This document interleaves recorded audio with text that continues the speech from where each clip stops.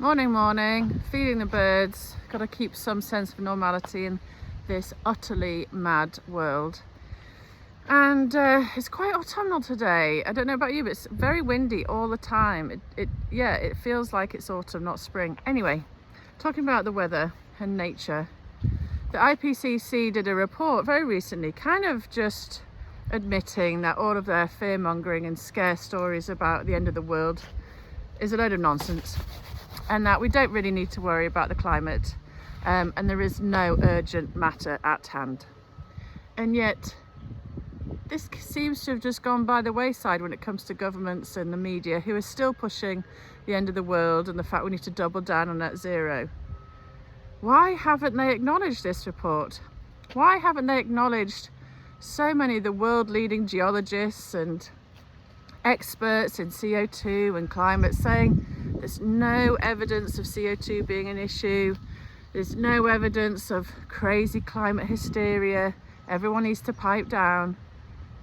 Why aren't they acknowledging it? Well, they're not acknowledging it, in my opinion, because if they did, they'd have to admit the whole climate chaos is a con, and they'd have to get rid of net zero, which is a big industry to many, and they'd have to change tact on many things which would free us all up no end.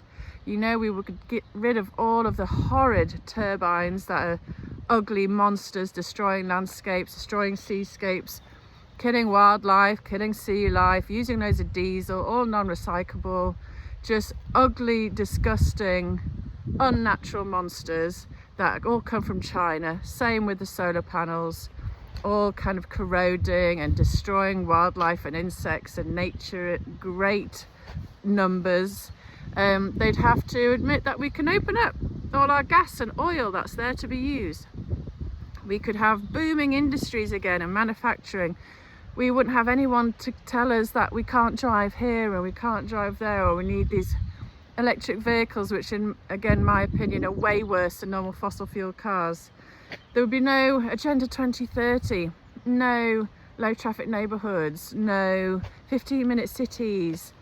You know, we could have cheaper energy again. We could have booming industries, more jobs. We could have more farming and loads more locally sourced meat and vegetables and wheat. There'd be no restrictions on farming. We'd be freed in so many ways, and there would be so much more positivity and hope and opportunity.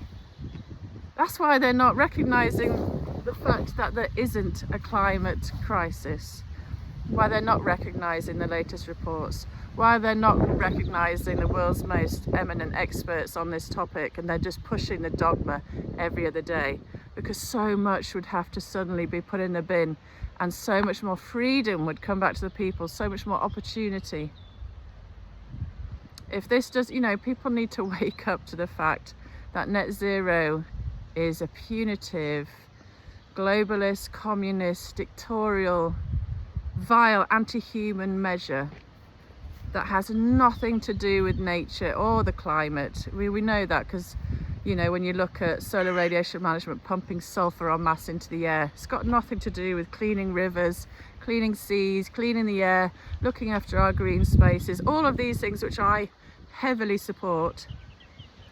Net zero is just about controlling the little man, impoverishing us, and controlling everything about our lives. And net zero, if that was to go, hallelujah.